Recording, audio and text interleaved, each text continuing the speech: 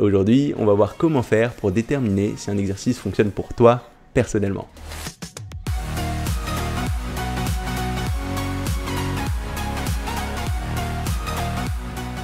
Salut, c'est Nico et aujourd'hui, je voulais te donner une méthode pour t'aider à déterminer si un exercice particulier va vraiment fonctionner pour toi ou s'il vaut mieux essayer de trouver une autre alternative. Parce que quelque chose que j'observe très souvent, c'est des personnes qui vont passer trop de temps à essayer de tirer des résultats d'exercices qui ne marchent pas vraiment bien pour leur morpho. Le cas le plus classique, c'est des personnes qui vont passer des mois et des mois à faire du développé couché sans trop de résultats et qui vont voir une différence sur leurs pectoraux seulement quand ils vont passer à un autre exercice. Alors c'est vrai que la plupart des grands exercices classiques ils vont donner de très bons résultats à la majorité des pratiquants, mais pour un individu donné, il y a fort à parier qu'il y aura au moins un de ces exercices qui ne va pas si bien fonctionner.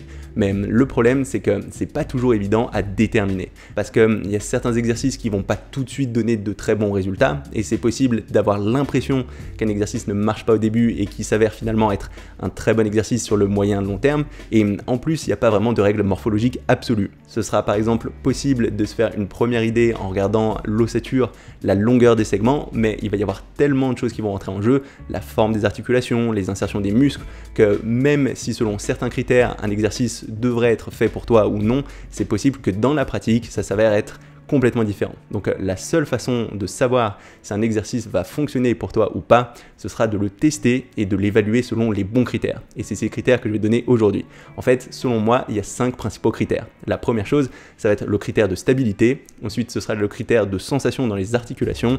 Ensuite, il y aura la sensation dans le muscle ciblé. Après, la progression au niveau de ton physique. Et enfin, la progression au niveau de tes performances sur cet exercice. Et la première chose qu'il va falloir faire avant même de regarder tout ça, ce sera d'être sûr d'avoir déjà une bonne exécution, une bonne technique sur cet exercice. Parce que même si un exercice est fait pour toi, si tu as une mauvaise exécution, si tu n'as pas pris le temps de bien le maîtriser techniquement, tu n'en retireras pas les résultats que tu pourrais en avoir. Et pour faire ça, la première chose importante, ce sera déjà de t'informer sur la technique idéale sur cet exercice. Donc déjà, quels vont être les muscles travaillés. Ensuite, quelle va être la bonne position de départ. Quelle va être la bonne amplitude du geste. Il y a déjà un petit travail de recherche à faire avant même de te lancer dans cet exercice. Ensuite, ce qui sera important de faire, ce sera de commencer à réaliser cet exercice avec des charges beaucoup trop légères.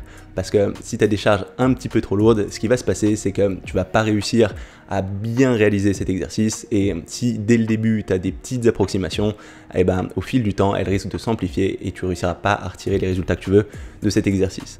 Et ensuite, à partir de cette charge trop légère, tu vas progressivement monter ta charge de travail de semaine en semaine en t'assurant de toujours garder une exécution parfaite. Et comme ça, en suivant ce processus à l'échelle de 6 à 8 semaines, tu devrais être sûr de maîtriser à peu près correctement n'importe quel exercice. Mais une fois que tout ça c'est assuré, on va regarder ces 5 fameux critères. Et la première chose que tu vas pouvoir regarder, c'est ta stabilité sur cet exercice.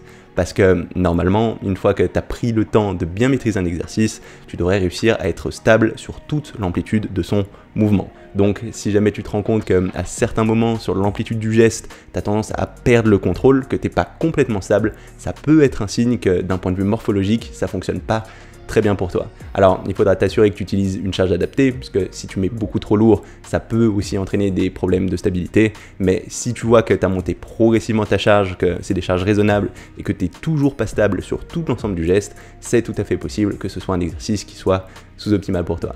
Ensuite, après cette stabilité, la deuxième chose qu'il faudra regarder, ce sera tes sensations au niveau articulaire. Parce que si sur un exercice donné, tu sens que tu as des douleurs récurrentes au niveau des articulations, par exemple des sensations de pincement ou de tiraillement, ça peut être signe que cet exercice il n'est pas complètement adapté à ta morphologie. Alors si c'est des choses ponctuelles qui arrivent une fois de temps en temps, ça ne veut pas forcément dire grand chose, mais si c'est systématique, ça peut être un vrai signe. Et là encore, pour que ce soit pertinent, c'est important que tu aies bien une bonne exécution, parce que c'est facile d'avoir des douleurs quand on réalise mal un exercice, et il faudra aussi faire attention à bien s'échauffer avant de commencer l'exercice en question. Ensuite, après ces sensations articulaires, le troisième critère qu'il va falloir regarder, ça va être les sensations dans le muscle que tu essayes de cibler. Parce que si sur un exercice, tu sens jamais le muscle que tu essayes de travailler, mais que en plus, tu sens plus les muscles qui sont censés intervenir de façon secondaire, ça peut être un vrai signe que ça marche pas trop pour ta morpho. Alors oui, quand tu viens de maîtriser un exercice, au début, ce sera pas toujours évident de sentir les muscles ciblés, en particulier si c'est des gros exercices polyarticulaires comme du squat squat ou comme du développé couché, c'est tout à fait possible que tu aies besoin d'un peu plus d'expérience pour vraiment bien sentir la contraction dans les muscles que tu essayes de travailler. Mais si ça fait un bout de temps que tu fais cet exercice et que tu as en plus beaucoup de sensations dans des muscles qui sont censés être surtout secondaires, par exemple les épaules et les triceps sur le développé couché à la place des pectoraux, et bah ça peut être un vrai signe que c'est pas l'idéal pour toi. Après ça, le quatrième critère qu'il faudra regarder, ce sera l'amélioration de ton physique dans la zone qui est ciblée par cet exercice. Et si ce critère il arrive si tard, c'est qu'il peut y avoir plein d'autres facteurs qui peuvent rentrer en jeu. Par exemple, si tu as une mauvaise récupération, si tu dors pas assez, si tu manges pas très bien, et ben ça peut aussi entraîner une stagnation, même si l'exercice fonctionne pour toi. Même si ça fait longtemps que tu fais un exercice et que le groupe musculaire ciblé par cet exercice a tendance à être en retard par rapport au reste de ton corps, ça peut être un vrai signe que peut-être que cet exercice n'est pas le meilleur pour toi. Et après ça, le cinquième et dernier critère qu'on va regarder, ça va être l'amélioration de tes performances sur cet exercice. Si tu vois que sur le long terme, tu n'arrives pas du tout à monter ta charge de travail ni ton nombre de répétitions, ça peut venir du fait que cet exercice est peut-être pas idéal pour toi.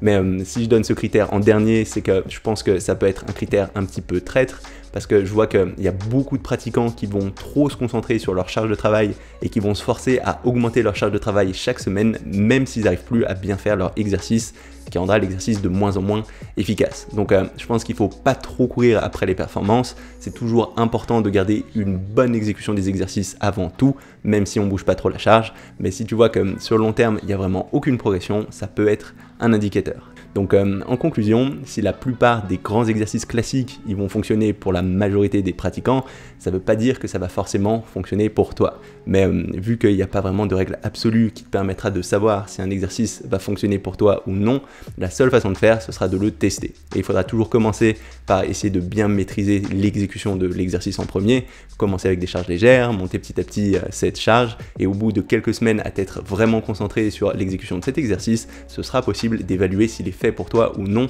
en particulier en utilisant les 5 critères que je t'ai donnés, à savoir le critère de stabilité, le critère de sensation dans les articulations, le critère de sensation dans les muscles ciblés, le critère de progression au niveau de ton physique et celui de progression au niveau de tes performances. Et si sur plusieurs de ces indicateurs, tu vois que ça semble pas tout à fait fonctionner pour toi, ça peut être vraiment intéressant d'essayer d'autres alternatives, par exemple de passer sur un exercice aux haltères si tu as l'habitude de le faire à la barre, ou carrément sur un exercice complètement différent. Donc voilà, ça va être tout pour cette vidéo. Si jamais elle t'a plu, n'hésite pas à mettre un petit pouce bleu ou un petit commentaire.